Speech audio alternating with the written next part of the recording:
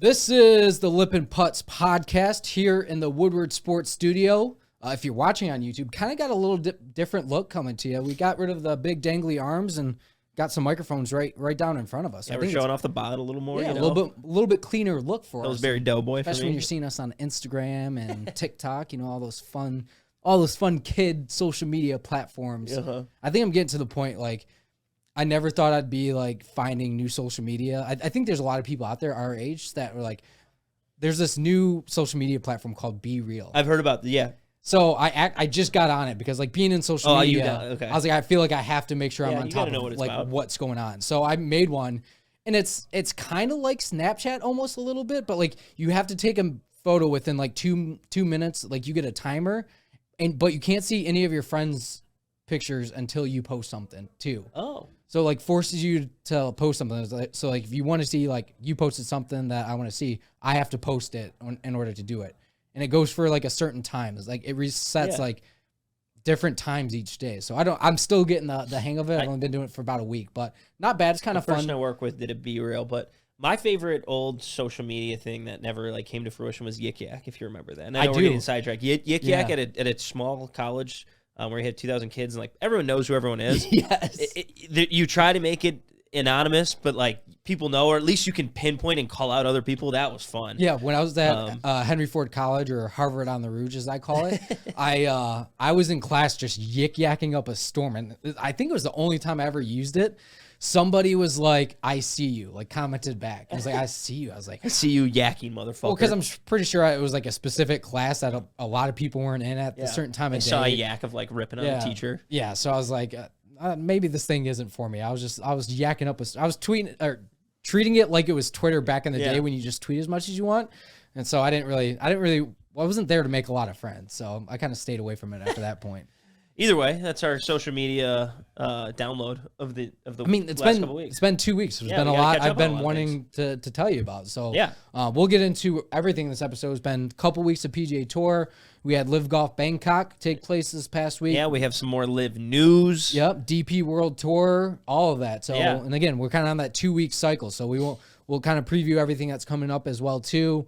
We got some long drive. Yeah, I mean Bryson. There's a lot to get to here, but I want to hear from you. Is like, have you played any golf recently? Have you been watching a ton of golf? Have you been immersed in football? Like what's been going on in the life of Sam Palmer? For me, like the moment Labor Day hits, typically golf tends to really start to deplete because I love watching football. I like watching college football. I like watching NFL. I like gambling. So Sundays, usually I won't play. I'll try to play Saturdays every now and then, but I have not played. I've been busy with a few weddings. I was able to play last Thursday, and because we did this podcast so we could talk about how good we are at golf, I have to talk about my 74 with 16 pars and 2 bogeys.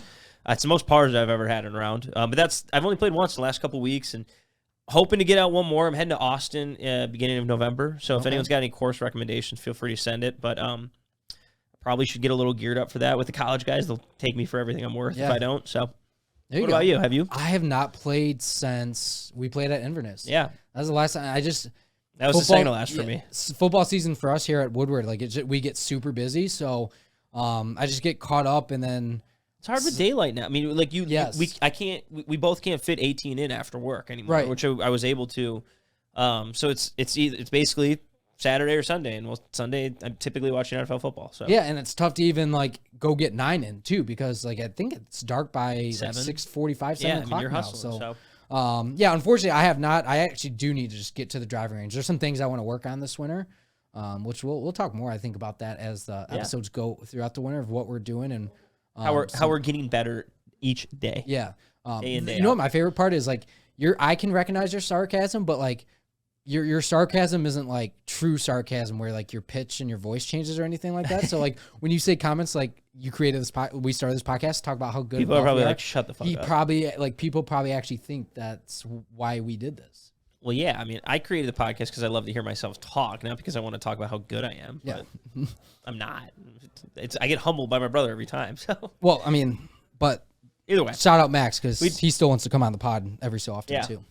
But we digress. So, yeah, we've had 2 champions on the PGA Tour, 2 players who have won before also. One was a member of the recent President's Cup. The other was maybe a snub, you could say. Yeah. But 2 weeks ago, Mackenzie Hughes wins the Sanderson Farms over Sepp Straka in a playoff. Sepp Straka, just remember that name. We've talked about him on the preview. Poor bastard, just cannot get it done in a playoff. I know. Think of him for Ryder Cup, though. He's like the Austrian guy who moved over and lived in Georgia in high school. So, like, he's like a Georgia, Austrian, European. It's funny. But like, he's taken on the nature of Georgia. As I've said on previous episodes, he does. But like, I think he could participate in the international side, or not international, the European side for the Ryder Cup. So I believe so, yes. Just know that. So, yeah, Mackenzie Hughes won at Sanderson. It's a fun course, whatever.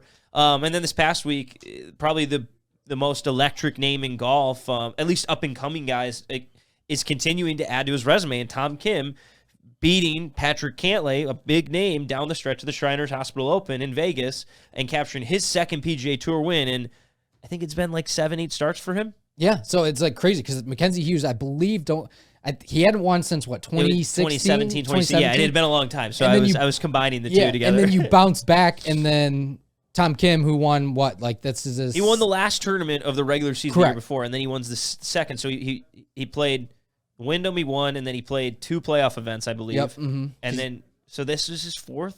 Yeah, event? 2 wins and 4 starts essentially on the PGA Tour, and obviously we're not counting like the Ryder or the President's Cup or anything like that. Stuff, but like 2 like sanctioned PGA Tour events, like that's pretty good for the kid. And I think he just has 21. All of the confidence in the entire world right now. Yeah, I mean, look. He's got to be, if you talk about like value and what we're looking at from guys and like what is their trajectory, he's got the biggest ceiling of like, could he be a star in the making now? He's won 2 tournaments. He's playing really good golf.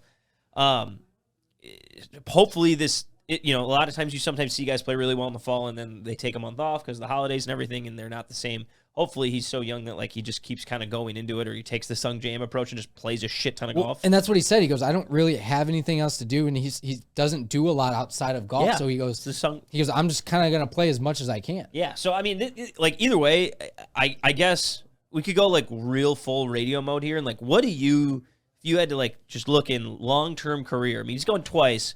I don't want to like all of a sudden say this guy's gonna be the next bold Tiger, the next Rory, the next Spieth. But he won twice quicker than what Spieth was able to win it, quicker than what Justin Thomas, quicker than some of these superstars. It's hard to relate that, but like, how high do you think this guy can go? Can he win 2, 3, 4, 5 majors? Like, what do we expect? Well, again, you brought up Tiger Woods a little bit. Like, there's only been 2 people to win on the PGA Tour before they were 21. Tom Kim and Tiger Woods. Yep. So, like, that's one elite company to be in. So, the ceiling for him right now, as we're recording this podcast. 81 PGA Tour wins? Yeah, who says no right now? He's at 2. He's only 79 away. Right. And again, this was a guy that we brought to, I would say, the attention of this podcast back in the end of June. Yeah, it was the Scottish Open. We were like, we heard about this Ju Young Kim. He's kind of like high ranked, pretty high up ranked in the OWGR, but we don't know who he is because he plays in Europe all the time. Oh, and he gets 3rd place in this co-sanctioned Scottish Open event. Yep. Has a pretty good Open. Yep. And like, whoa, okay, so now we know who this dude is. The crazy thing, I saw something on Instagram, I think it was 2 years ago, he tried to do Korn Ferry Q School. You saw this too. So they're obviously going through that right now, and they just said, hey, just a reminder, everyone, Ju Young Kim, which is now everyone knows is Tom Kim, it was either last year or 2 years ago, bogeyed his 70th hole of Q School playoffs to miss it by 1 shot of a 72-hole event to miss qualifying for the the Korn Ferry Tour. Ends up getting stuck kind of playing over in Europe and in Asia, and obviously, we know where he is now, but it's just crazy to think he was that close a year ago to now what he's become. Yeah, and it shows you, like, we've bitched a lot, I'd say, on this podcast about the path to the PGA Tour for the young guys, and this was kind of just one out of the blue that, it's not the traditional way that we've seen them in the last few years. It's not like a guy that got a tour exemption, like a Jordan Spieth did years, and that was still even through sponsors exemptions. Yeah, even that, like Jordan Spieth, that was years ago. Still, but, well, you had the Victor Hovland and the Colin Morikawa, those guys. I think, and we'll probably get into it once we talk about Eugenio Chichara. Yeah. And the path for these guys to get to the PGA Tour. But yeah, you're right. Like a lot of guys who have gone the if we want to call like the traditional expedited route, they still earn it. Like, don't get me wrong, they're not being handed, but they got these sponsors exemptions. They play well enough in the sponsors exemptions to earn points to either qualify with their card for the next season or get into the Korn Ferry Finals, and they qualify that way. Tom Kim he just played his way through the world rankings through international tours, kind of like what Brooks Koepka did with Europe way back in the day. Yeah. But he's just done it in such a meteoric rise. I mean, this is like that. And part of it, hey, man, if you're talking about his 3 best weeks of the season or whatever, the Scottish Open, which gave him more status for other PGA Tour events. I mean, he obviously had a good Open, but the Scottish Open gave him more status, and then he won 2 PGA. Like, sometimes it's just about peaking in the right week, too. Yeah, but his is kind of like, can you peak, and could he have peaked at the right time in the Genesis? I think he's just good, too. Yes, like, and you look at his game, there's not really anything about it that, he does bad, right? Like, I think you can look at a lot of players like, all right, what's their kryptonite? Yeah, what's their bugaboo? Like, for a while, like Jordan Spieth, obviously when he was winning a ton, his putting was unbelievable. Brooks Koepka, he can hit the piss out of the ball, but his putting, same thing with Bryson. JT, we've talked about on this podcast, like his putting, he doesn't seem to make the big putts all the time when need be, but Tom Kim, he hits the ball straight off the tee. He's, I think, going to be one of the best iron players on tour, ball strikers, and the guy can make putts from all over the green, which, I mean, you ask anybody, that sounds like a perfect player in their eyes. Yeah, I mean, if you're looking at one thing for him that is his issue, is it's his not driving, it's his driving distance. Right, yeah. So he's 71st in the top, on Data Golf, top 150 in strokes gained. He's 71st off the tee in strokes gained. Okay. Everything else is really good, but that's kind of his like worst one. Right. But he's very accurate. And so, it really comes down to like, there's a lot of value hitting the fairway. There's a lot of value in hitting distance, but if you're hitting 80% of the fairways and you're that good of an iron player, it works out. Right, and we've seen guys in the past. Zach Johnson, I think, is a good example. Yeah. Matt Kuchar, those are all previous PGA Tour winners, multiple-time winners on the tour. And they've gotten it done from excellent short game and iron play and getting their putter going. But I'll be interested to see, like, they talked about in the President's Cup, like, who eats the most on the team, and like everybody said it was Tom Kim. Yeah, he's a little bit like he's the garbage man. He's pudgier, and he's not the most athletic looking golfer in the world. So I'll be interested to see if, he kind of goes maybe a Rory approach. It's like, all right, let me take my fitness a little bit more serious and see if I can't build a little bit more club head speed. I think that's kind of something. I don't know if it'll happen in the next couple of years, but I could see him getting into his mid-20s and potentially doing something like that as long as he continues to have continued success.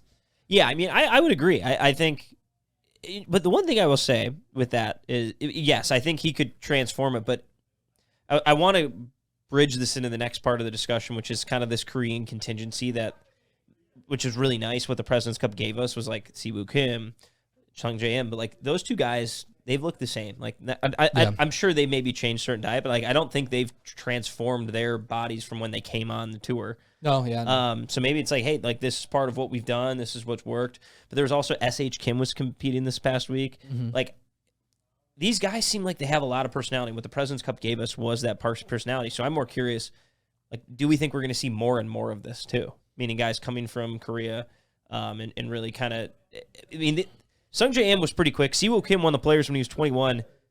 Now we got Tom Kim who's 20. Like these guys all of a sudden jump on the scene like that. Yeah, so, and this is actually, it goes back to kind of like, I had an anthropology class back in college, and it talked about, study of different cultures, and, part of, like, the Asian culture is to, like, not hide your emotions, but, like, you learn to, like, operate with not wearing emotions on your sleeve and stuff like that, and I don't think that's Tom Kim at all. We saw in the President's Cup what he was. Yeah, he's a little more subdued this week. And I'll be interested to see, like, even for some of the players that have been on tour, like a Sung Jae, like a Siwoo Kim, Se Moon Bae. Oh yeah, I forgot about him. Like even guys like that, like if they maybe look up to him a little bit and maybe start showing a little bit more character, or some of these guys, it might be just instilled in them that they're more reserved and more dialed back. But I think a part of it too goes back to Hideki. We saw some emotion out of Hideki when he won the Masters, kind of jumping up and down. That we again never really saw out of him. So. I think it's very cool to get that influence from like just the Asian players.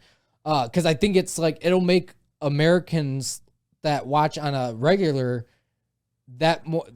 be that more adapt to liking those players and rooting for them. Yeah, and that's what I think. Like part of why it's been tough to maybe root for is that we don't get a full insight into their personality. Part of it's a language barrier with Hideki and Sungjae. But yeah, I'm interested. And by the way, I was able to find out the specific statistics on the driving. Mm-hmm. So of the top 150 in the world, he's 136th in distance. Yeah, he's first in accuracy. Yeah, well, and it looked like from what Data Golf had, he's averaged like around 71-72% accuracy off the tee. So yeah, I mean you're hitting the ball pretty straight and you're gaining shots on your approach. That's a good recipe for success. I mean, you're just not going to be in a lot of trouble like Patrick Cantlay was. Right, and then there you go. You don't have to worry about the stuff to the left or stuff to the right. So I guess that's kind of a very good segue for you to bring up Patrick Cantlay. Yeah. Kind of looked like it was going to be Patrick Cantlay's tournament to win on Sunday. Yeah, so I mean, he shoots 60 on Saturdays. He wasn't like really in contention. I think the cut line was like 4 or 5 under. He was at 6 under, so I think he was like T30, but shoots 60 on Saturday. He's in the final group with I'm blanking on the other guy, and then Tom Kim. Tom Kim kind of jumps out to the early league, but Patrick Cantlay birdies 11, 12, and then basically 15 and 16 it's a drivable par 4 and then a par 5. Well, Tom Kim didn't birdie either of those 15 and 16. Cantlay did birdie 15 and 16 to tie the lead. They both two-putt par on 17, so now you're tied going into 18. And you felt like the momentum was with Cantlay. Yeah, and Cantlay was 4 under on the back 9. He was 4 under his last 7 holes. He's hasn't had worse than an 8th place finish at the Shriners. Like, probably going to be, if I'm a betting man, this top 5 player in the world. But he elects to hit 3-wood, pulls it a little left in the brush, and basically he had one option. He could have taken an unplayable, but then he had to make a 4 because Tom Kim was, of course, in the fairway. Yep. So he had to make a 4, and so he tried, because of where he was in the desert, to hit it out sideways into the fairway. I showed you the clip. It didn't go anywhere. I mean, It got stuck in a brush. Then he ends up taking an unplayable, drops, hits it in the water because he's trying to basically make it for a 4. Drops, gets up and down for a 7 to tie for second. Everyone's like, choke. It wasn't a choke. He was doing what he was supposed to do. And quite frankly, he doesn't give a shit, I think, if he finishes 2nd or 35th. It's a little more important for other players to maybe have that 2nd place finish. Cantlay's going to be fine. So, and he went for the win. Well, and I don't really know. He hit a bad tee shot. Don't get me Correct. wrong. He hit a bad tee shot, and then he took what I thought was kind of the smart play of just coming out sideways with it, and then kind of just didn't. I don't know if he sculled it or like the angle that I just think those bushes are so dense that sometimes they get stuck. They hit a branch, they get stuck in between things. Well, and I think on those shots too, like, and again, these are PGA Tour players. I'm talking from my own perspective. Is like there was a couple times this season where I was playing, and like a little pitch shot like that, you kind of lose concentration a little bit. Like you don't really think too much about it. All right, I'm just going to knock this up. And then you're already kind of thinking about your next shot. Yeah. And like there's twice where I hit the ball and it actually went like, and they were kind of in softer areas, and I actually buried the ball into the ground. Yeah, it's almost like you're so nonchalant. Like I don't want to mess it up, so I want to be like very lackadaisical going into it. And it's like it could be a soft punch or anything, or even like I do this on like hit a quick layup just so I don't think about going for it. And you just rush or not focus, and all of a sudden you hit a bad shot. I don't know if that was it, but yeah, to me that's just what it looked like. It's like he, not that he rushed the situation, because obviously he was looking over all of his options, but to me it just looked like when he got over, he's like, all right, I'm just gonna slap this out, and then you can kind of tell it's like, oh shit, I wasn't really thinking about that bush right there in front of me. Yeah, and look, I think people are kind of like, why didn't he take an unplayable originally and try to hit his 3rd one on the green, maybe make a... I think if you're looking at, hey, I got to make a 4, Tom Kim, I'm not going to expect him to miss the fairway or miss the green from 150 yards. Yeah. I got to make a 4. What's my best chance? Is it taking an unplayable, dropping on the desert, hoping to hit on the green and make a bomb?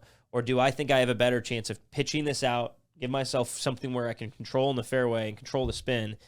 And he just didn't execute. And part of that was he was in a shitty spot. He hit it. I mean, you're going to fucking hit 3-wood, hit the fairway, don't hook it. I mean, he hit bad tee shot, but... That tee shot was very reminiscent of Matt Fitzpatrick at the U.S. Open. I mean, it wasn't there far offline. It was clearly a hook. It just came to that point of the fairway where it pinched up close to the water. But it's weird. Cantlay's in contention a lot, so then he gets this like persona of, is he like a guy who can't close? But he's won 4 tournaments in the last 16 months, or basically dating back to the last playoffs. So I don't think so, but it is, when you have the guy who, I mean, it was the same thing with Rory Majors. Everyone's like, he can't close. It's like, well, would you rather a guy just keep getting 50th place, so like he doesn't have opportunities to close? So like then is he a closer? It's just that anomaly. No, do you look at like, so let's say like hindsight, like let's say it was Jordan Spieth and Cantlay were going at it at the RBC Heritage down in Harbortown, and he had a chance to win, and then I believe he left the shot short in the bunker, and then chipped up, but Spieth was already on the green, 2-putted, won. Do you look at it as Tom Kim went out and won, or do you look at it as Cantlay kind of can't close? Or I guess it's kind of how do you? I mean, if I'm creating a storyline for this, it's for sure Cantlay. But Cantlay screws up the last hole. Tom Kim wins. Like Tom Kim didn't go win that on the last hole, but Tom Kim also shot. What did he shoot? He shot 66. He went 62-66 on the weekend. Yeah. Like. To some degree, yes, but if we're looking at it in a vacuum of the 18th hole where both guys are tied, Cantlay makes a triple bogey, Tom Kim makes a par, you can create a story there. But right, yeah. If Cantlay makes that triple bogey, let's say on Thursday on that hole, one, I don't think he makes the cut then. Take that out of it. It's just like, oh, it's a good finish for him. You know, he was just too far back, hard to catch up to 24 under. Or even just earlier in the day. Yeah, so it's, I don't know. It's one of those things that we can like debate all we want. Either way, I still think like Tom Kim is the big story in this, not the Cantlay choke. And I would argue that he is, and granted, I know he did not win all his President's Cup matches, but as far as confidence goes, like, and you've heard these guys talk about what confidence means on the PGA Tour, it means everything to them. When you get guys that are confident, it's almost better. Like Tom Kim being confident, like on his like, let's say he just doesn't have it all there one day.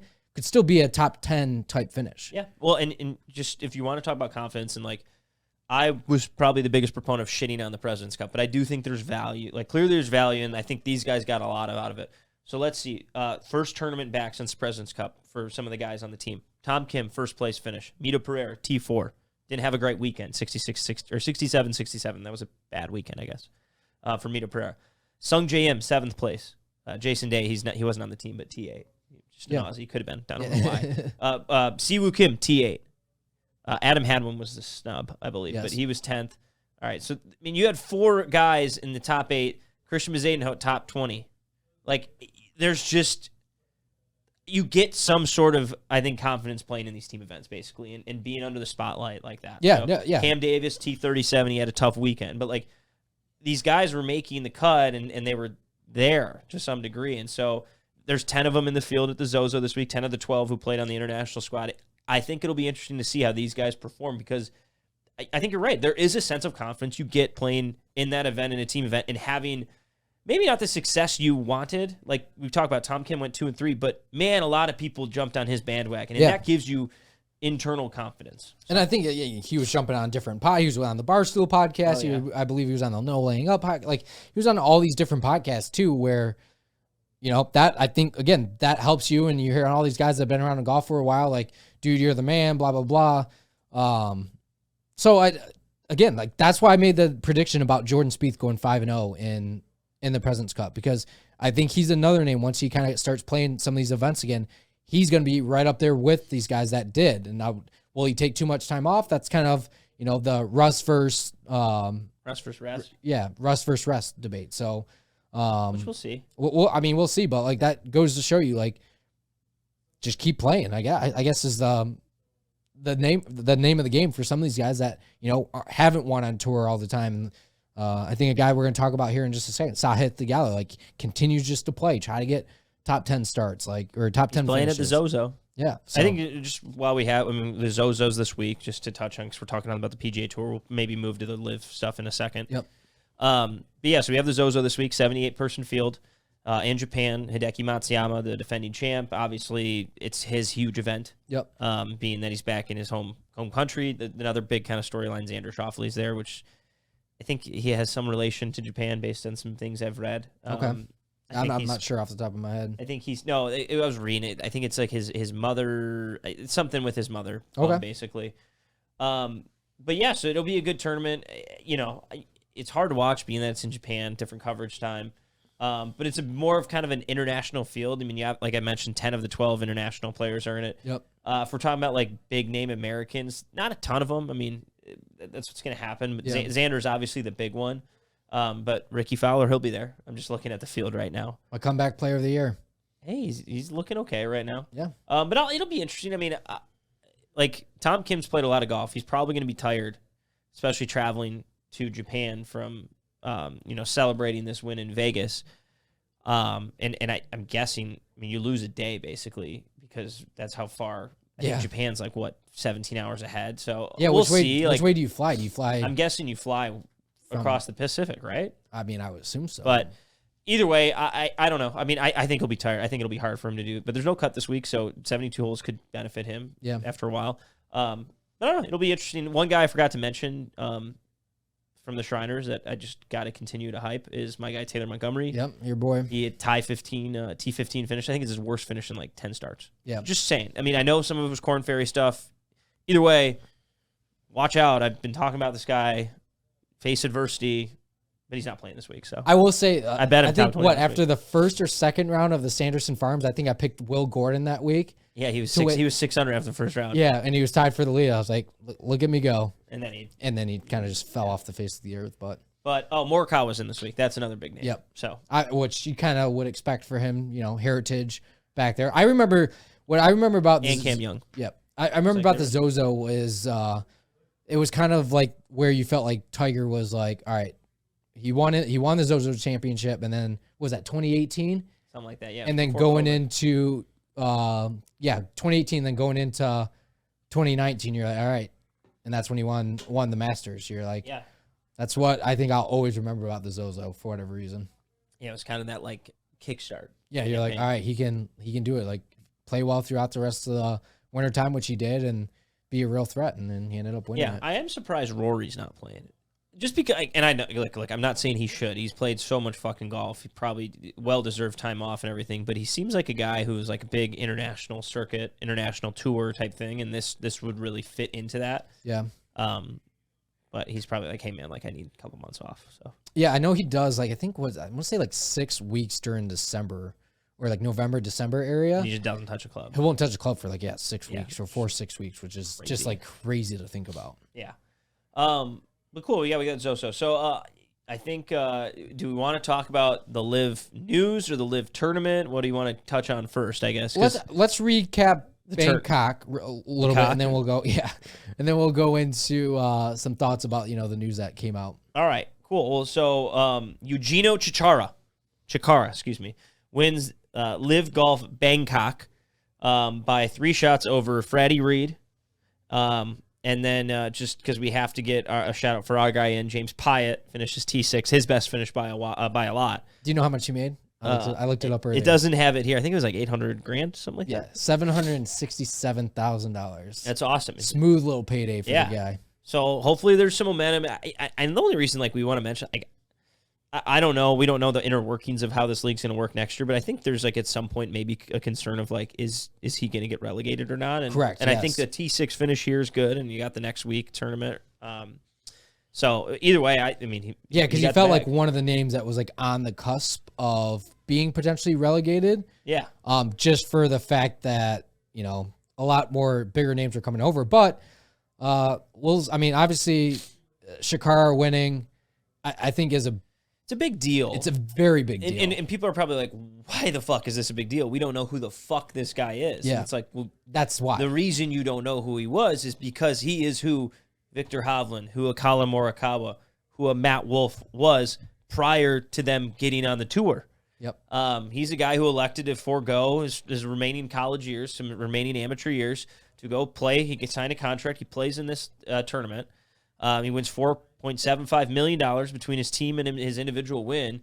Look, we're not sitting here saying what's going to happen with the majors and all those things, and who cares about that? It's just, we talked about this 3 months ago. There's a problem with somehow getting these young guys on the tour. What do we see? A young guy go out quickly and win. What does the win mean? How challenging is this field? We know the guy, the names in it, but from a strokes game, we don't know what all that looks like. But either way, it's worth talking about. And I think it's a big deal because you have a young, up-and-coming golfer who's really good, highly ranked player. I'll try to figure out how high he was up in the world amateur ranking here in a second. Goes out and wins this event. and I think it was his second time. So it's just those.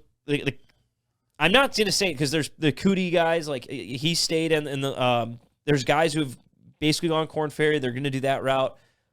Is it wrong that he's bypassed? I don't know, but look, when he's staring at a contract and an opportunity to play some events, play with guys who have won major championships, maybe learn from them and get a lot of money, you got to figure out a way to get more starts for some of these young guys. Yeah, and that's like I go back to your rant you had. I want to say it was like episode 7 or 8 or 9, somewhere along there, and you talked about just the PGA Tour doing more to help young players.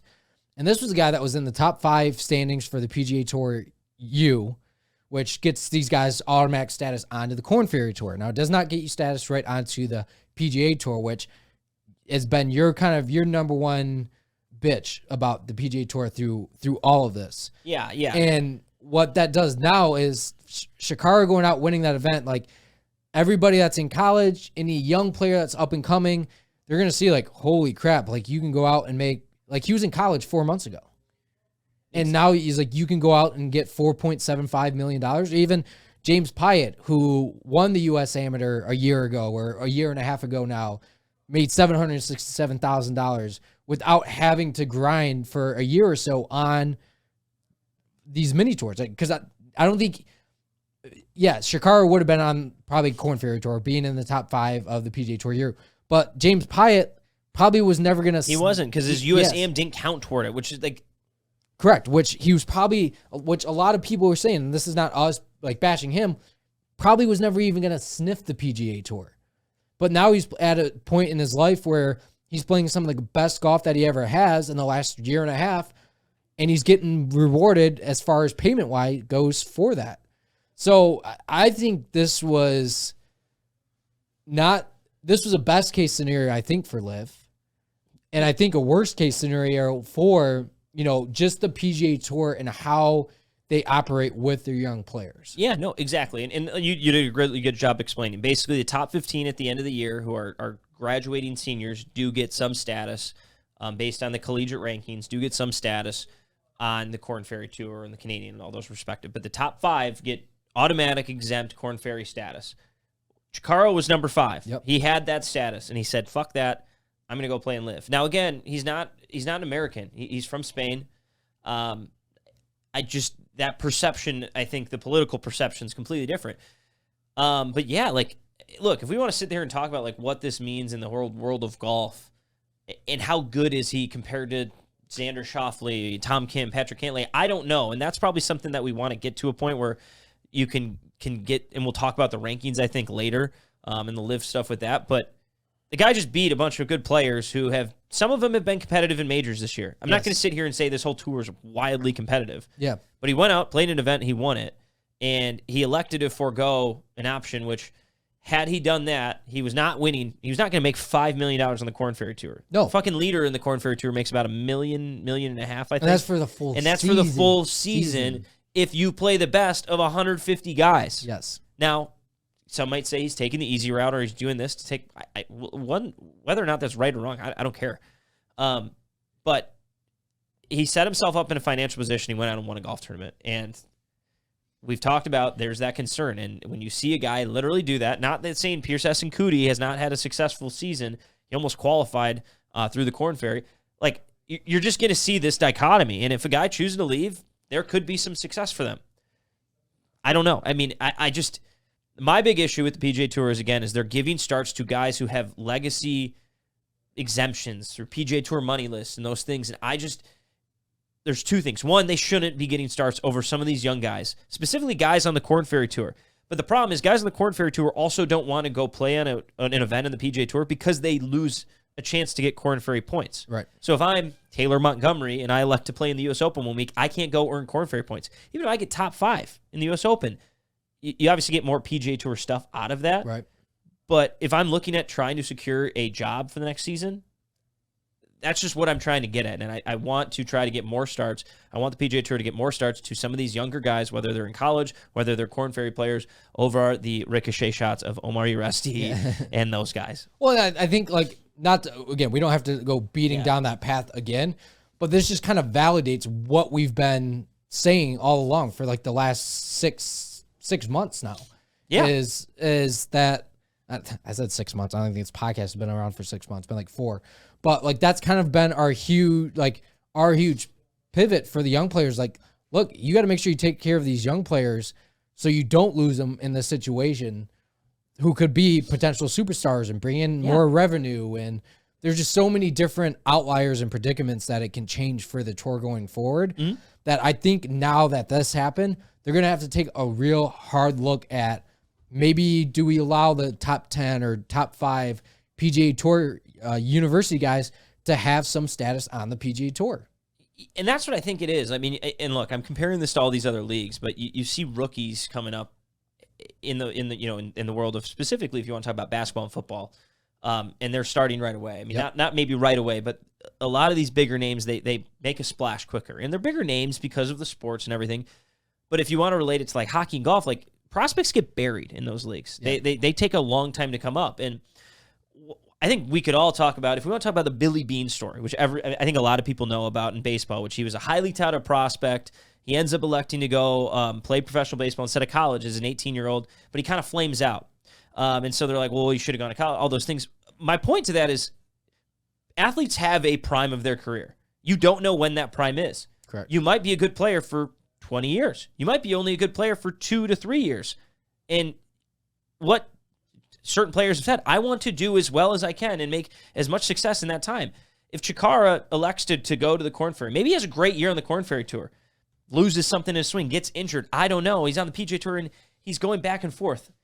Like, I don't think that there's anything wrong with them doing this because you never know when the prime of your career is going to come to an end. This could be the prime. This could be the beginning of the prime. I don't know. I'm just saying, I think there's a lot of opportunity and to criticize or hold people down who could be a really good player at 22, 23, 24, and not give them as many opportunities hurts them. And I did. If people are going to say, hey, you get the sponsor, you get those types of starts, and if you don't do what you're doing with them, that's on you. 100% agree. I just think there needs to be more of them. Yeah. Again, and you can bring out 1,000 different examples. Look at a guy like a Smiley Kaufman. Look at David Duval.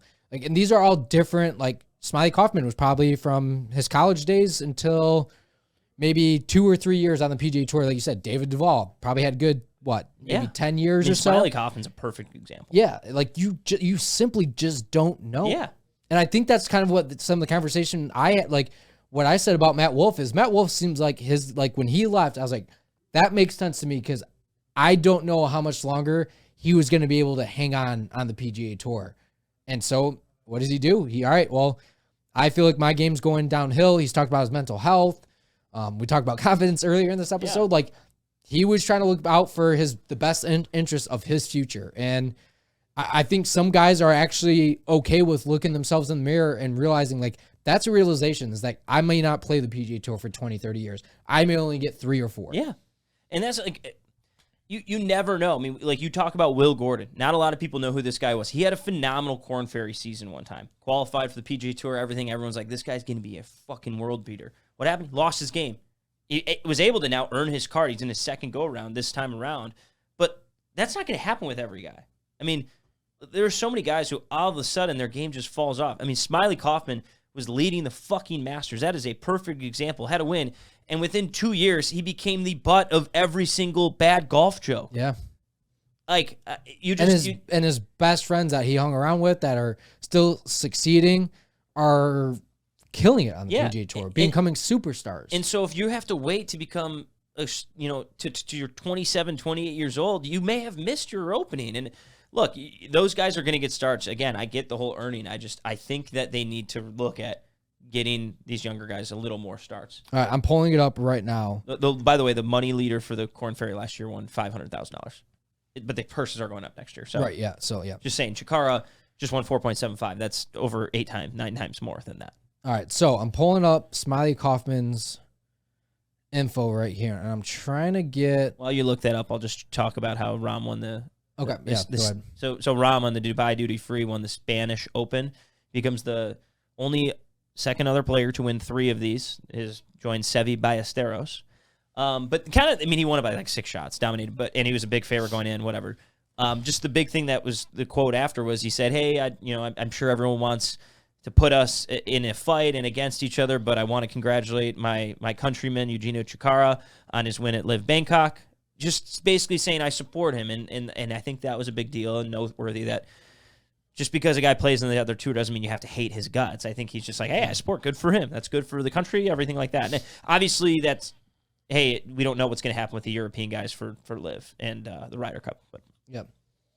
Which I thought was awesome. Yeah. Like, support, like, and I think it's starting to come out now is like, we don't have to hate each other. Like the players of these different tours, we don't have to hate each other. The media wants it. We all want it. 100%. Like I think that's where a lot of it kind of stemmed from. Like, are some of these guys pissed off about, LIV guys suing the PGA Tour? Yes, that's a different story. A lot of those things have dropped. But I would bet that 80% of the guys, or even 90% of the guys, don't actually hate the guys that are playing on LIV Tour. Like, you hear the guys talk about Dustin, like, no, we miss Dustin and his brother Austin. Like, those are guys we wish we could have back or at least play golf again with. So, and now you're starting to see some of these players vouch for the LIV guys to play in the majors. Yeah, well, I mean, you got the majors. You have a lot of the debates are like, should these guys get world ranking points? And did you find out? Yes. Sorry, just bring it back, and then we'll talk about the world. Yeah, ranking. Before we get too ahead of ourselves. So, Smiley Kaufman played technically 8 years on the PGA Tour. I'd call it probably more 6 or 7. Played 8?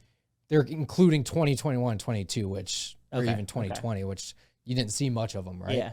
But still, that's technically huge. When was his first year though? 2014. Okay, I was gonna say, yeah, okay. Yeah, so I mean, basically 2014 to like 2018. Yeah, so right out of college. Yep. What do you think his career earnings are on the PGA Tour? It's a good question. He won once or twice. I would go with like 6.5 million. You're almost double of what you thought. Like this is from Salary Sport. It's 3 million. 3.5 million. Yeah, well, and like that just goes to show you, like, and that was in the year 2015 to 2016. He earned 2.5 million. So in 1 year, he made. That was when he won, and I think he had his good Masters. Yep. Well, he finished like 20th in that one, but right. But still, like that shows you, like, outside of the 1 year. So, all right, let's take that 1 year away. His 8 years of playing professional golf, he made $1 million.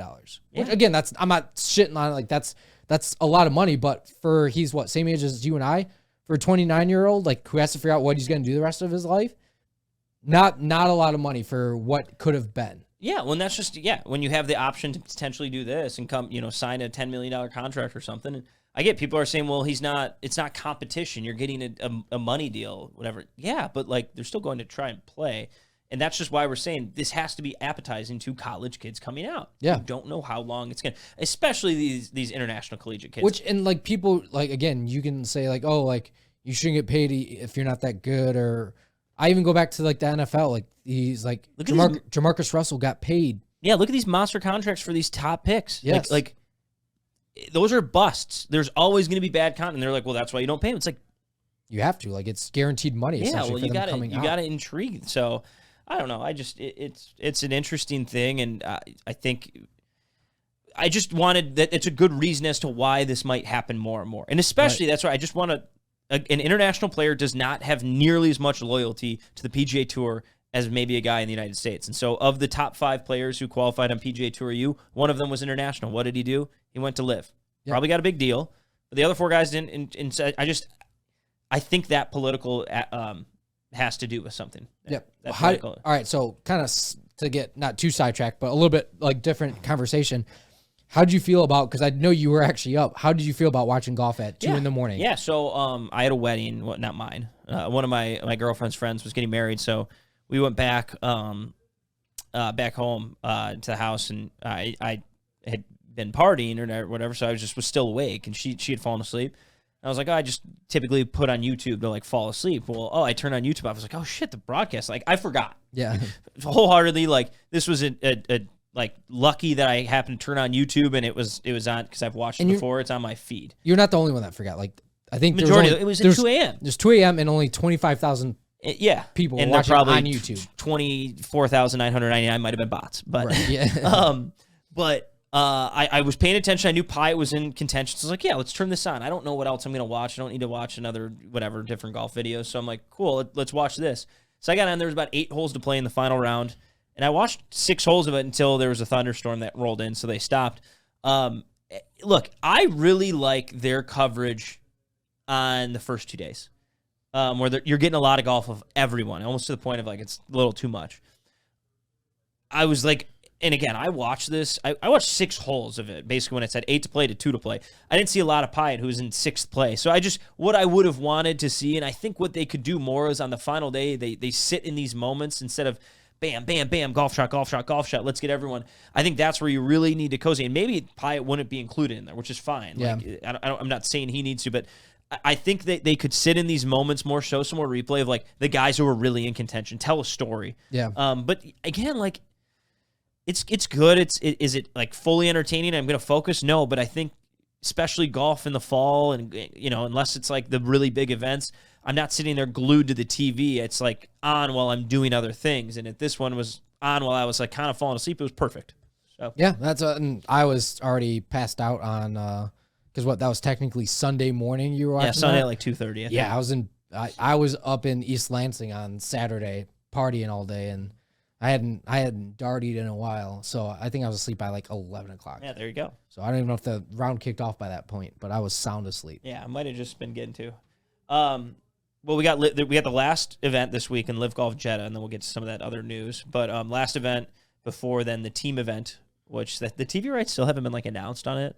Correct. Apparently they got a deal with Fox Sports. It's rumored that they don't have a deal; they just are paying Fox for the time slot. I don't think, and it's not like on actual Fox. It sounds like it's gonna be on like Fox Sports 1 or Fox Sports 2. So we'll see on that. DJ was announced as the individual champion.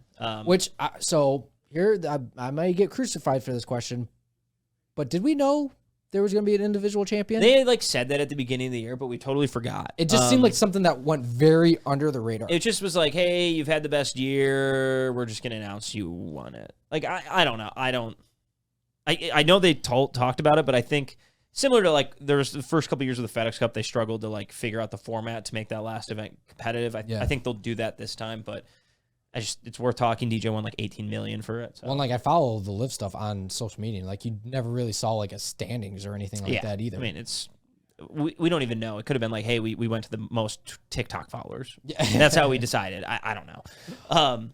But they're in Jeddah. You know, if you want to watch really late at night or you're up drinking, it might be on YouTube this weekend. So feel free to tune in. Yeah, smooth little $18 million for DJ. So yeah, and hopefully our guy Pyatt. Come on.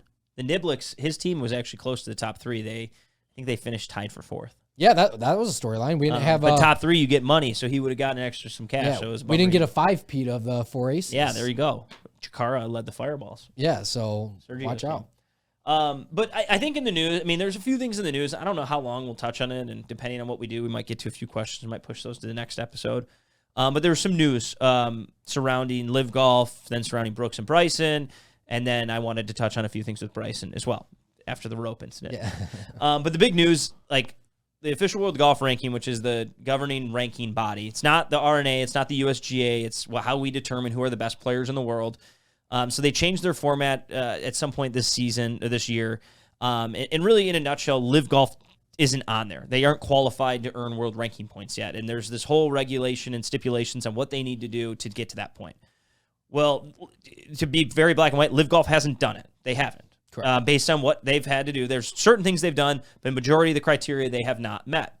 What like OWGR came out and said after LIV Golf partnered with the MENA Tour, which is the Middle East North Africa Tour, which does have status.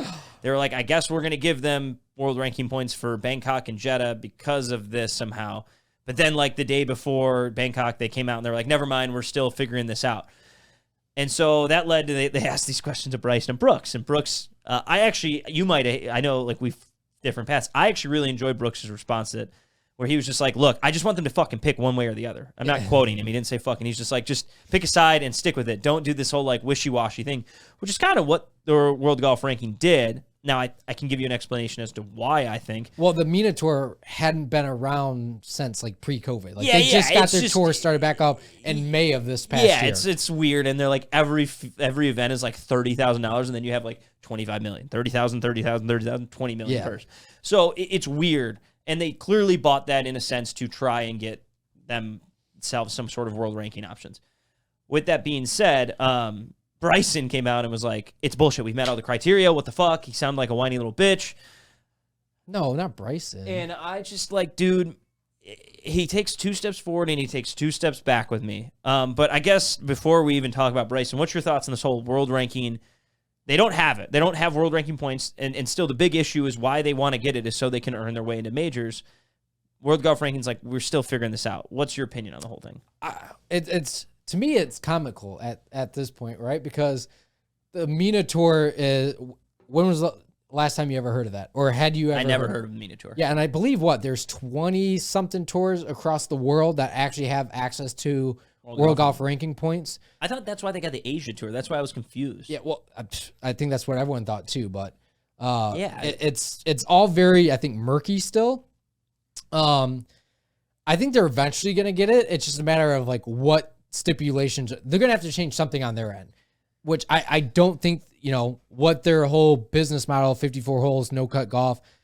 I think one of those are going to have to change. Yeah, well, and so then they came out and they said we'll probably do like a 3-player cut after 36 holes. Yes. So basically in and out, there's certain criteria that they haven't met. One is they need to have a cut. And you might be like, well, the PGA Tour has events without cuts. So it's like you just have to have majority of the events have to have at least a cut type thing.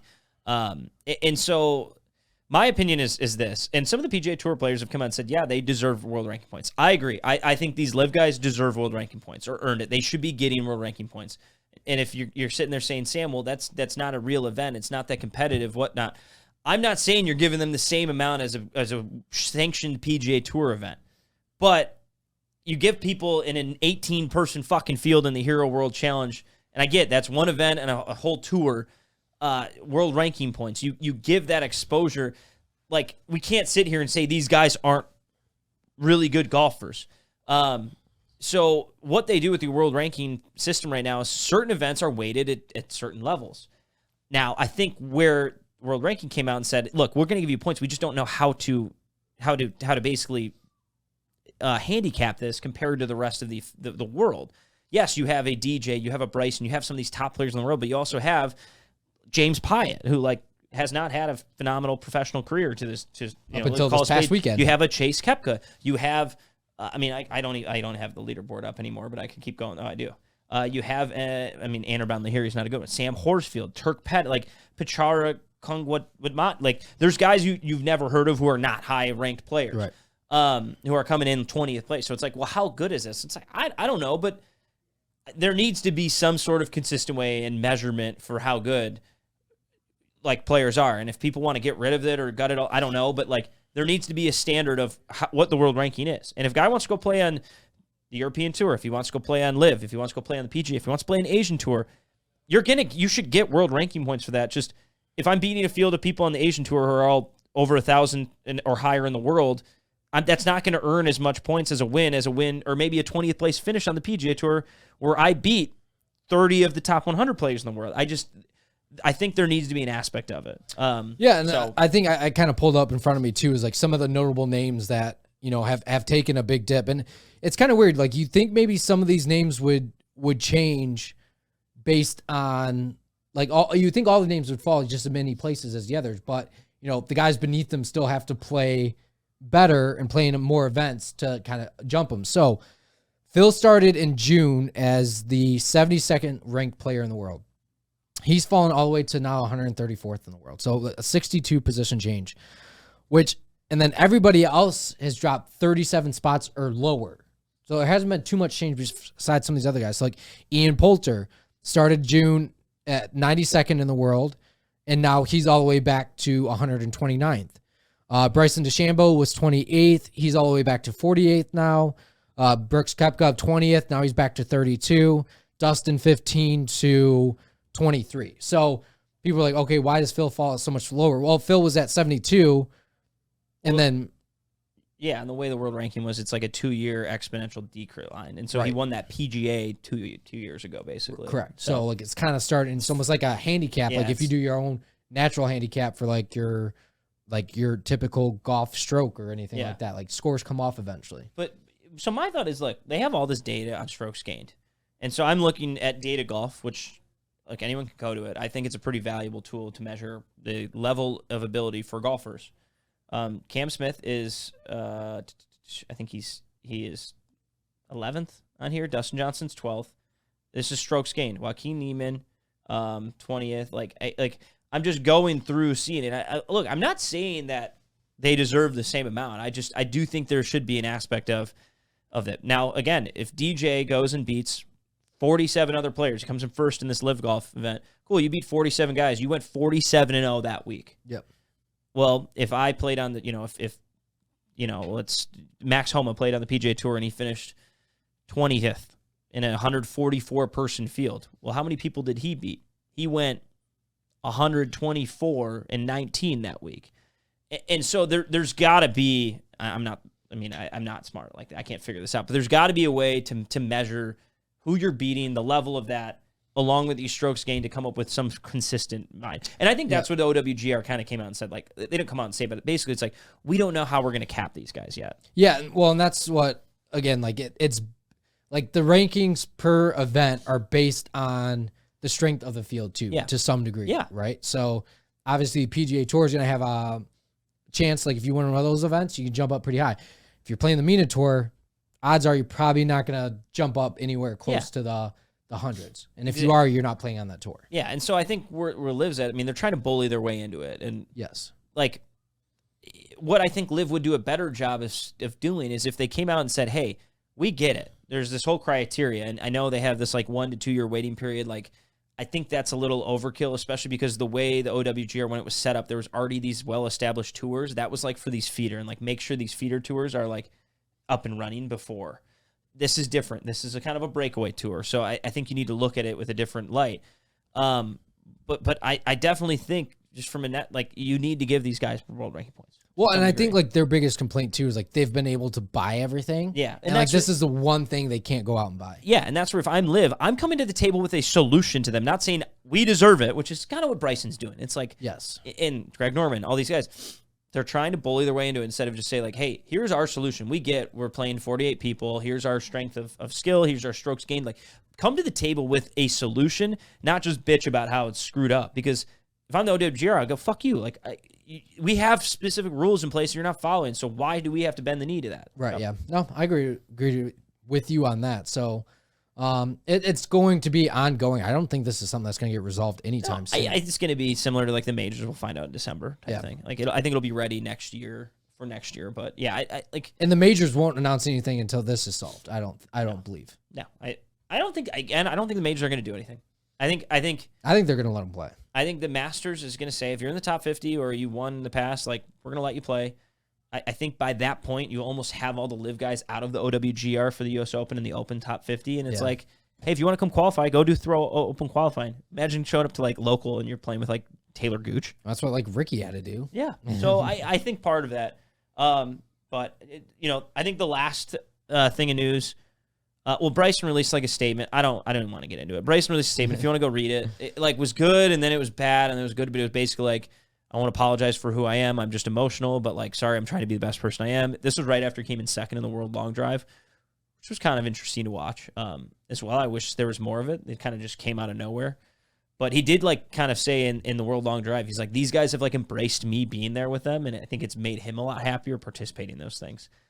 So compared to him getting shit on by the rest of the public. Well, even Josh Allen, for the quarterback for the Buffalo Bills, was making fun of Bryson going underneath the rope by putting his hands in front of his eyes. I know. He was getting grilled from everybody. That's tough. It's Bryson, and he made that stupid video. That video was even worse. That video was so bad. I mean, he's trying to steer into it, but because it's Bryson, it just is it's you can't make that video making fun of it and act celebrating, getting underneath it, because of how upset you were at the situation at the time.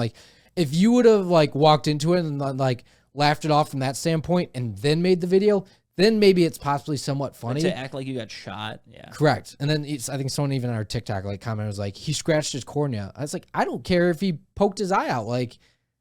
It was still a dumbass thing. Funny. Yes. It goes back. The whole thing with LIV is it's a meme again. But last bit of news before I'll give you one question. We have a kind of 3 laid out. Probably just do one. Okay. Maybe we'll see how long it goes. But this is the cat news. Zach Johnson came out and said Tiger will be a part of the 2023 U.S. Ryder Cup team. Some which look, all that means I think he'll be an assistant coach. Yeah, which I'm not surprised by that at all. I thought it was worth talking about. Yeah, I mean and I think we said he'd be the Ryder Cup captain of the 2025 team. I think it was going to be Phil, but now yeah. Well, I think it's 20. It would be 2024 team, right? 23 is Marco Simone, so it'd be 2025 at Bethpage. Yeah. Oh yeah, that's right. 2 year. Yeah. Forgot about the whole bigger question thing, is Charlie Woods make the team this next time around? That would be sweet, but that would be unbelievable. Captain's pick. Yeah, Tiger's like you're in. Tiger's captain pick, his own Charlie Woods. People have been showing me that video, like some of the video of him. Like, you seen this guy? I was like, yeah. I'll go look at his hands. Charlie Woods' hands are massive. Yeah, I mean he's like in literally the next. It's crazy because we've kind of begun to figure out who he was, or who we've seen more of him basically since the COVID pandemic. That's when he came up and they played the PNC father-son. He's like grown already a foot since that first time he kind of came into now I think he's gonna get like really big soon and be like, because not just big as like a player, like tall. Yeah, like just look at his hands and his feet, and like he's clearly like they look too big for his body. Like clearly he has not grown into him yet. Yeah. So, but all right, so. Was scrolling through Instagram today. It's a classic social media question. We spend a lot of our time here in the state of Michigan, which, maybe it's because we live here. We think of it as a very underrated state. I think there's a lot of good golf. It's like one of the most golf courses in the state. But I don't know. I'm more curious. The question I have is, what do you think is the best state, like, talking about their golf courses? I don't want to say for golf because, like, obviously, Michigan, we have like 6 months a year compared to the southern states. Right. So just take out like the weather. Like, what state is the best places, like best golf courses? And everyone's going to have their own answer to this. Everyone's going to have their own what they look at. But I'm curious, what's your opinion? So this is I know it's not going to be a popular opinion at all. And I've only played a couple times out there. But I played in Palm Desert and in California. And then I went over and, took the 3-hour drive I think it takes to get to like Scottsdale. And I'm a very, very big fan of like desert golf. I've never done it. I think it's I did once, but I think it's a lot of fun. Like you can have obviously play in the desert. You get the dry heat out there, so there's no humidity. The one course I played on in Arizona, I think it was called, it's a super private club, but shout out my buddy Zeke. He had a buddy that was assistant out there, and we got on. It was called like Pleasant Valley or something like that. Anyways.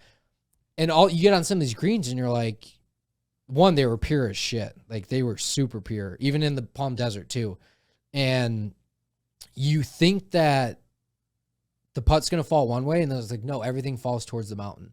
And the hill could be like, feel like you're standing on the side of a mountain, and it still like looks like it breaks up the hill. Like it's very unique. And it's something I haven't done a lot of, but the one time I did, it was some of the, like, I like the mountains and having that scenery. You don't get that here in Michigan. No, yeah, at all. And I think that's a huge part of it for me, is like you get the scenic stuff along with it. No, I think that's that's a good answer. And I like it. We're basing off our experiences. Correct. Yes. So like, look, I could talk through like how sweet New York is. I've never played golf outside, one college event in like upstate New York. So I can't, like Long Island, as awesome as that is, it's very private. It's hard to get to. Going off the states, I think I've played in like 15 different, I don't know, something like that. Okay. I don't know if that's a lot or that in my opinion, that would be a lot. I think it's a lot, but I traveled with whatever. Either way, played a lot in Pennsylvania, Ohio, Michigan. They're two big, 3 biggest ones I've probably played in, but I would sit here, and Florida would be another one. I think Colorado, which similar to what you talked about with the mountains, I played in Colorado and Montana, but I'm going to go with Colorado. One, the ball goes so fucking far. Yep. And it's fun. Like, you're like, holy shit, I'm hitting an 8-iron from 185. Like, something you don't think about. Yeah. And it's cool. But the golf I played out there, you're right. I mean, something with, like, mountains and seeing it, it's just like, I'm, like, literally in nature. We sometimes play these landlocked golf courses here in subdivision. Like, that is I mean, it was cool, and they're big places. You're in them, but it was fun. Well, and that's what I think we're very lucky being here in Michigan. And like, obviously, if you could pick Michigan, I think that like you got Arcadia Bluffs you can go up to. You could like Florida's great one. Like Forest Dunes. Like, there's so much different kinds of golf here in Michigan, which makes it kind of I would call Michigan a hot spot for golf. Like, we've seen a lot of big golf brands come here and play stuff. Like, they play majors here. They play a PGA Tour event here every year now. Like, it is definitely a hot spot for those 6 months. And now if it was warm throughout the 12 months of the year, I would call it the golden spot for golf. Yeah. Like, cause I think about like Chicago or like even Illinois is like, you have your few spots that you've heard of in Chicago, but you haven't heard, I feel like a lot of people have heard about Forest Dunes, Arcadia Bluffs, like a lot of our up north courses that you don't necessarily get. Like, yeah, you get select areas like a Chicago or even a Long Island, but you don't hear a lot about like the whole state, which is, I think Michigan kind of has that set aside. Now that could be, again, me being biased, but again, I've seen golf brands like No Laying Up, like Barstool, like they've gone and played those courses up north where they could have gone any other place in the world and played. Yeah, no, I mean, I think like affordability, and people talk like they're going, you're going to pay $140 to go play the Loop or 160. It's like, yes, yeah, but it's like that good of a course. Yes. And if you're comparing it to some of these other big name places in other states, I'm going to Austin in less than a month. We were trying to get on, I've never heard of the course, but it's a pretty highly ranked course in Texas. It was a private club. They wanted $500 a head. Oh boy. And I was just like, I'm good. Like, sorry, appreciate, thanks. Like, we're good. We're gonna go play at the Muni for $60 or something. But like, I think from an affordability standpoint, it's people don't get how much more cheaper it can be here than in other places. States I've never played in, but I am like making it a priority of mine to play in the next couple years. Specifically 2. They're probably both based around similar type person named Mike Kaiser, if you know who that is. And golf course designer, I know that. He develops golf courses. He's Bandon Dunes, Sand Valley in Wisconsin. He's got a cabin up in Canada. But it's Wisconsin. I think it's similar to Michigan. A lot of really good value. You got expensive golf on the coast of Lake Michigan. Yep. Similar kind of the Arcadia, but then you have some inland really good courses that I've heard of, but I've never played in Wisconsin. That's like, I got to go do that. Between Sand Valley, Lasonia, you have Erin Hills, Whistling Straits, Black Wolf Run, but then Oregon, just with, I mean, we talk about like playing in the mountains and everything, but then Bandon Dunes is out there, which that's not cheap. I'm not sitting here. I need to get out there. Right. Yeah. No. My brother just did, and I was like, fuck you. Yeah, that's fair. So the one place that I really want to go play golf, and I know it's a spot that you've played, is Hawaii. Hawaii is like my number one spot that I want to go play golf in. Second, I'm right there with you with Wisconsin. Yeah. That's close for us. Like, yeah. That Kohler area with, Whistling Straits, Black Wolf Run, like there's a lot of like notorious courses over there, that are good. Kind of like here in Michigan, which I kind of think you get a little bit of the same feel. Now, I guess a third, I'd say, or maybe my 2B is, I've played in Florida, so I don't know if it's similar, but like Georgia, I feel like it's Georgia or like South Carolina. It was the other one. Those are kind of right there with it too. But if I had to pick 2, I'd go Hawaii first and then Wisconsin. Because I've played luckily enough, I've played in Cali and I've played in Arizona now. So the funny thing is with Carolina, Georgia stuff, very different type of golf courses, and it depends. I mean, like I played Kiowa, which that's not.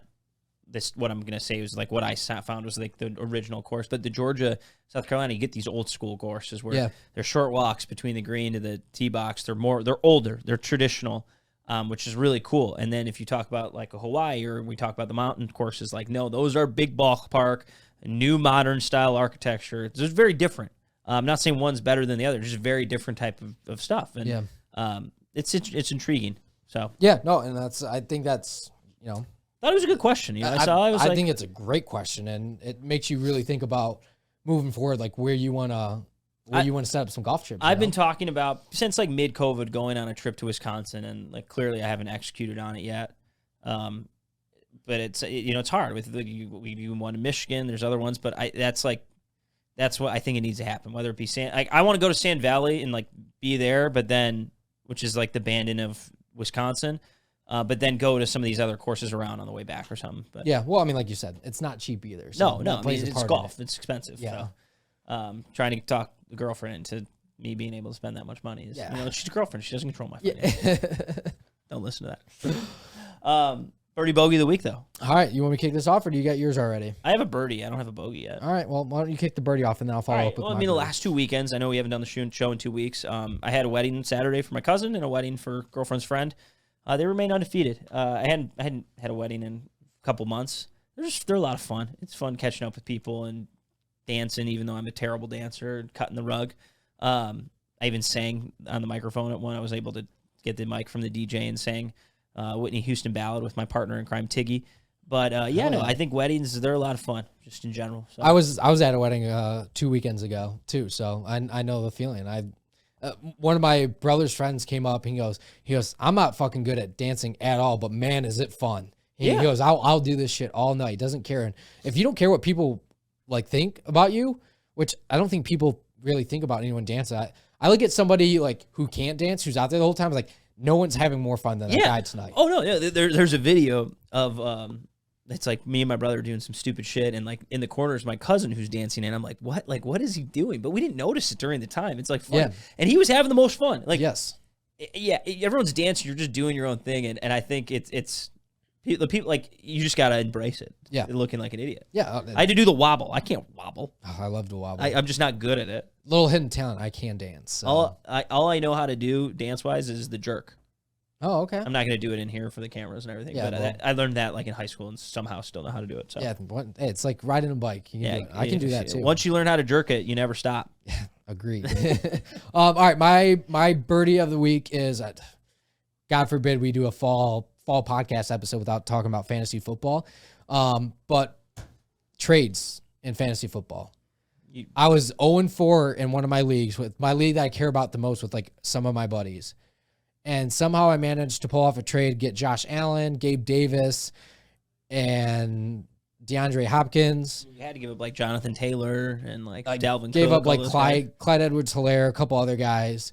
But nonetheless, within the first minutes of the 1:00 games kicking off on Sunday, I get a notification on my phone. Josh Allen, 98-yard touchdown to Gabe Davis. I was like, let's go. Yeah, we are in for Sunday. Yeah. And then he did another one. Yeah. And then he had like a 68-yarder. So I was like, we were having fun, ended up winning. So I'm no longer I was the only team that hadn't won yet in that league. So a lot of people now are starting to talk like Nick pulled off some really good trades. You guys don't have vetoes, obviously. We do, but no one vetoed it. Hey, I hate vetoes. I agree. I see why they're there. I don't like. We did veto a trade in a different league for where it seemed like the trade was super lopsided. That's the only time I think if the other person you're trading with is like open to it, like it's not my fault that person's in it and makes that trade. Yeah. It's more like if the only time I think veto's okay is like if you and I are like, hey, let's put our teams together. We'll split the money, the winnings. Like then that's fucked. That's what it seemed like this one team is doing. So, but. The buddy I traded with in the other league where I got Josh Allen was like, his team was in the gutter, mine was in the gutter, and he said like, I didn't really want to trade Josh Allen, but I just feel like I needed to do something different. Yeah. And I traded him Tom Brady, and he, obviously with the whole divorce thing, he thought Tom Brady was going to go off, and Tom Brady's had solid, been good solid weeks. Football podcast. And I didn't really want to get rid of Clyde Edwards-Helaire, but I had to make some moves because my team was 35 yards last night, no touchdowns. So I feel like it was a good trade on my end. Bogeys? My bogey is yes. Lions. I think I'm almost at the point to where I'm too old, and I've talked about it several times as hangovers on this podcast. Darting all day in East Lansing on a Saturday made for a horrendous Sunday. I was hungover all day and even on Monday. Like Monday, I just was not in a good mood. Like felt exhausted.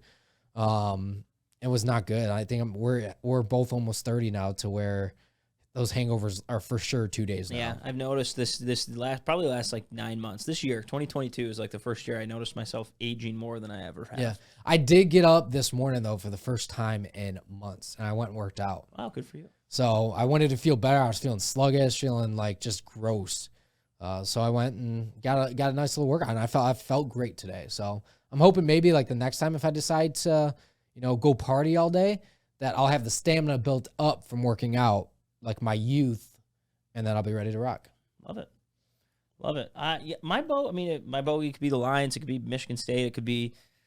I had like a tough gambling week, and I had a good week leading up to it, but I think I went like 6-14, or I don't know. It was rough. It actually might have been worse. It was like 3-10 on Saturday actually. So who could say? But I have a second birdie now that I thought of it. I'm going to the Wings home opener Friday. Oh, nice. So going to the Red Wings home opener. I went to it last year.